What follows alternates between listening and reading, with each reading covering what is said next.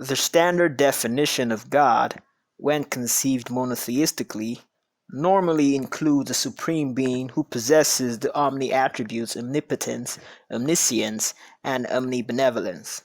Amongst these three divine attributes, we shall focus our attention on omniscience.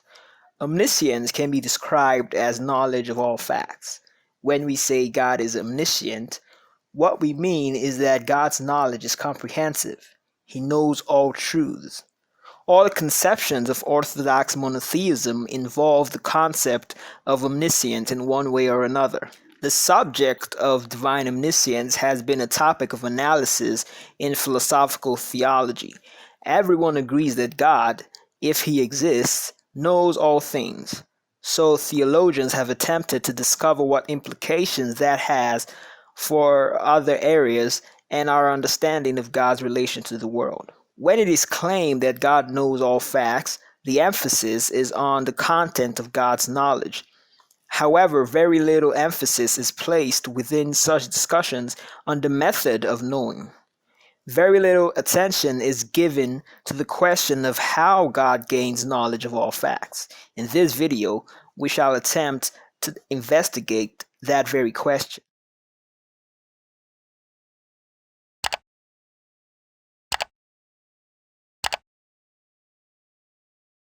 When it comes to the question of method of knowing in general, we can identify two ways in which knowledge is gained.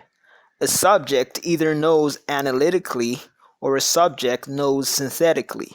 Now, the mention of analysis and synthesis may remind one of the analytic-synthetic distinction that is discussed in philosophy. However, that is not what is being referred to here. Cornelius Van Til defines the analytical method of knowing this way.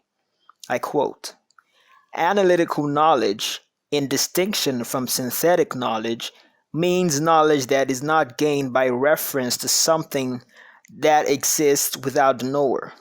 End quote. This, then, is in contrast with the synthetic method of knowing, which makes reference to things that exist without the subject of knowledge. For example, my computer exists independently of me, so my knowledge of it is synthetic. In other words, I have to, in a way, look outside myself in order to gain knowledge of my computer. J.K. Rowling's knowledge of the plot of Harry Potter, however, is analytic. Because a story is wholly dependent on its author, an author does not need to consult something external in order to gain knowledge of the story.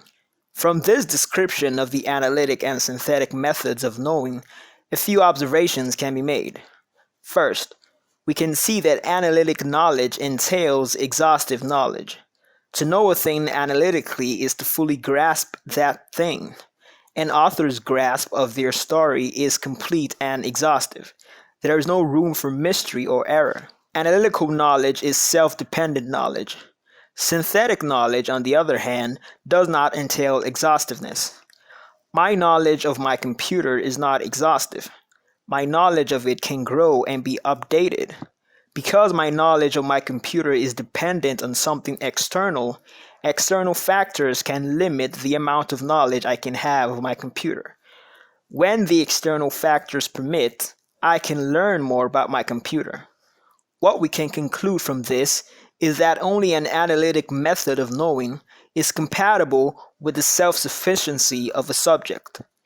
This is because a synthetic method entails, on the part of the subject, a metaphysical limitation by something external, and this is incompatible with self-sufficiency. Now, when it comes to the subject of God's knowledge, is it purely analytic, purely synthetic, or perhaps a mix of both? The question of the method of divine knowledge is as important a question as the question of the content of divine knowledge, because, as we have seen, both have metaphysical implications for the nature of God's own being. God's knowledge being purely analytic would imply that everything known by God is known by referring to his own being. Basically, God would not need to consult anything external to himself in order to know what he knows. Furthermore, whatever God knows, he knows exhaustively. Now, just because God's knowledge is purely analytic does not imply that God is omniscient. It is possible that the content of God's knowledge is limited to just his own being. This would be the case if the world existed wholly apart from God. If, however, God is self-sufficient, then he must possess analytic omniscience. That is, omniscience gained by an analytical method of knowing. In short, divine aseity and analytical omniscience are mutually entailing. If God's knowledge were not purely analytic, then he would not be self-sufficient. But also, if God were not self-sufficient, then either he would not be omniscient or his knowledge would be gained, at least in part, by synthesis. If God possessed synthetic omniscience, that is, omniscience gained at least in part by synthesis, then he would not be self-sufficient. As we have already observed, the synthetic method of knowing is incompatible with the self-sufficiency of the subject. The distinction between analytic and synthetic omniscience has some implications for our view of God. Views like open theism and Molinism, for example, cannot affirm analytic omniscience. In short, any theological view that affirms any form of indeterminism is incompatible with analytic omniscience and therefore a divine aseity. You see, indeterminism implies that the facts of the temporal world are not necessitated by prior states of affairs. This makes it impossible for any fact to be known in advance of its actualization. Since no subject exhaustively determines the events of history, it follows that the series of temporal events is independent of any subject. Thus, any knowledge of the temporal series of events must be synthetic. What is the conclusion that we can draw from all this? Well, simply put, indeterminism is incompatible with divine aseity, and this is problematic for both scriptural and philosophical reasons. Not only does Scripture affirm the doctrine of divine aseity, but if God is not self-sufficient, then all the other divine attributes are lost as well.